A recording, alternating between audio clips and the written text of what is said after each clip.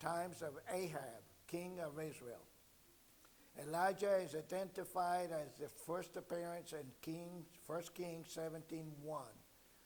Elijah the Tishbite.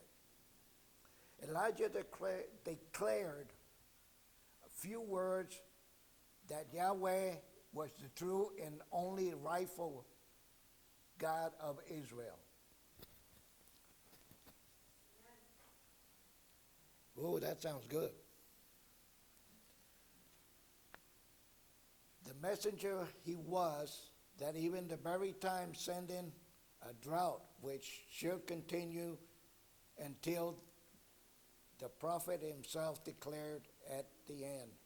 But I need to intercede here because Yahweh gave him the message, not him. He was a prophet. He was a messenger. We got a note here that says those who are called to appear and act in public for God must find time to be private with him and keep up the conversing in him in solitude. Now I'm going to have my friend over here at Matthew 6, 5 and 8. And when thou prayest, thou shalt not be as the hypocrites are, for they love to pray standing in the synagogues and in the corners of the streets, that they may be seen of men. Verily I say unto you, they have their reward.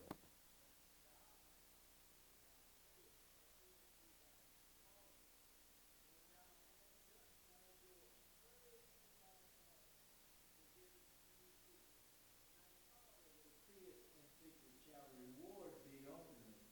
7. But when ye pray, use not vain repetition, as the heathens do, for they think that they shall be heard for much speaking. Be not ye therefore like unto them, for your Father knoweth what things ye have need of, before ye ask him. Thank you. Who was Ahab?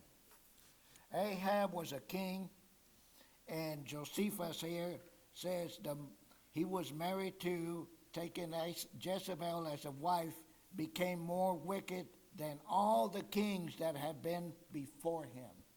That's how bad he was. We're going to start at 1 Kings 18:41 to 46. 41. And Elijah said unto Ahab, Go thereof, eat and drink, for there is a sound of abundance of rain. For Ahab, do you have tacos to give? Since Isaiah already sent you to go and eat. Question, does there sound before the rain, and shall it association words to be used? Yes, thunders, lightning, raindrops falling on the ground.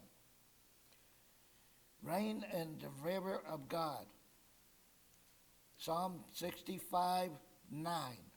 So in Psalm 65:9 it says, Thou visitest the earth and waterest.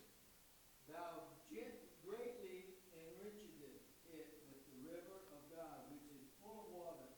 And thou preparest them corn when thou hast so provided for it. Psalm 65:9. 42. So Ahab went up to eat and drink, and Elijah went on top of the Mount Carmel. And he cast himself down upon the earth and put his face between his knees. I'm going to use that description to do it here of what Elijah went through. He got on his knees, then he had his head go in between the knees, like this. That will give you an idea of how he felt about talking to Yahweh about the rain to be coming. When we had this rain yesterday, we had plenty of noise. It wasn't thunder and it wasn't lightning. What it was doing, it was the sound of the rain hitting the rocks, hitting the road. That's the sound. Now we're going to go to 43. And said to his servant, go up now, look forward to the sea.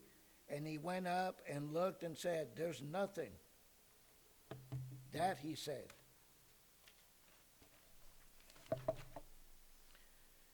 Go again 7 times. The Hebrew number 7 means completion and perfection. It means exoneration and healing. It means fulfillment of the promises and oaths.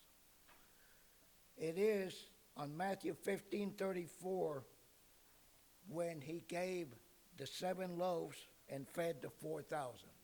That number is very, very much inside the Bible. As a matter of fact, there's 600 passages that use the number 7. Number 44, and it came to pass on the 7th time that he said, behold, there is arise a little cloud out of the sea, like a man's hand. And Ahab rode and went to Jezreel.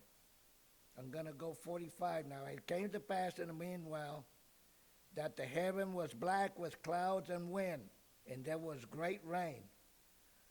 So Ahab rode and went to Jezreel. That's the little town below Mount Carmel.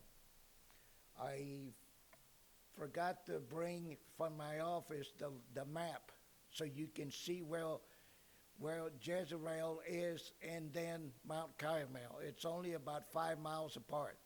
So when they take those horses, they run them. And the hand of the Lord was with Elijah.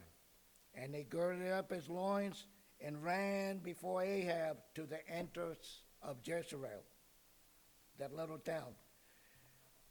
Explanation. All the elders there, it is customary to stay in the front gate. That's the Hebrew tradition. Whoever was at the gate was somebody.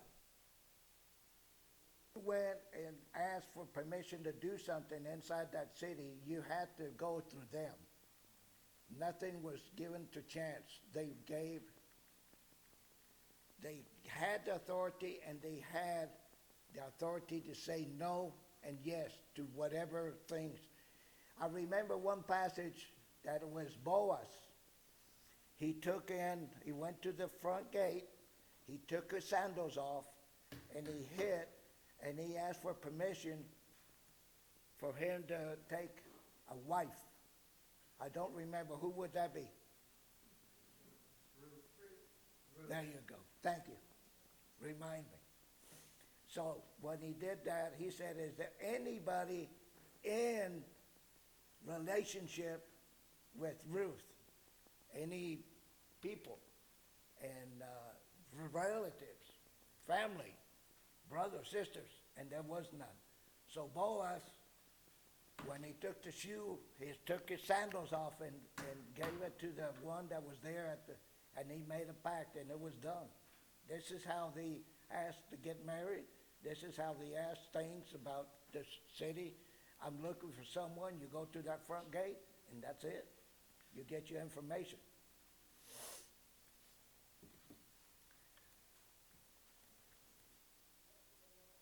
Ahab had a royal residence there. 1 Kings 18:45 and 46. Jezreel. Ahab, the city was where Naboth's vineyard.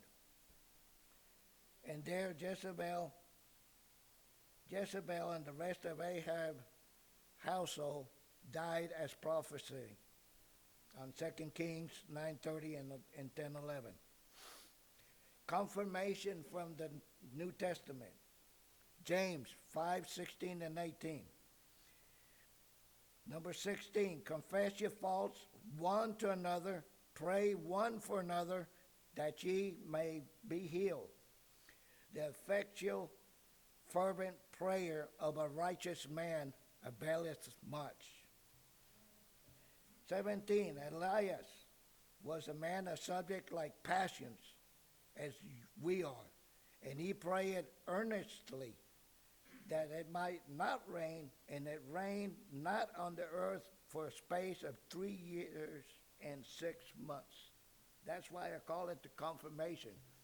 You go from the New Testament to the Old Testament and it answers whatever you need to do. Then you go to the Old Testament to use the New Testament to get the answers you need to. Because I always have this hand signal, and I call it blending together. You put your fingers like this. That's how the Old Testament blends in with the New Testament. And exactly the New Testament blends in with the Old Testament. Conclusion. I'm going to go slow on this so y'all can catch it. The issue of faith is not much whether we believe in God, but whether we believe the God we believe in. I had a good time speaking to y'all. Elijah prayed, and it happened. Yahweh gave him permission to open. As soon as Elijah was there praying, when I prostrated myself there, that's when he answers prayers. Because Elijah was very humble doing this. He asked, and he got the okay after 3.5 years, it did not rain. That means they had nothing growing. For 3.5 years, no rain. There was nothing growing. Nothing came out of the earth. Ahab was already with his horses chasing down wherever the little green grass would go. Take my horses over there to feed them. This whole section, it had to do with the drought. But it's more on the prayer of it. More than anything else, when you get humble and you ask God and he answers your prayer, that's a hallelujah.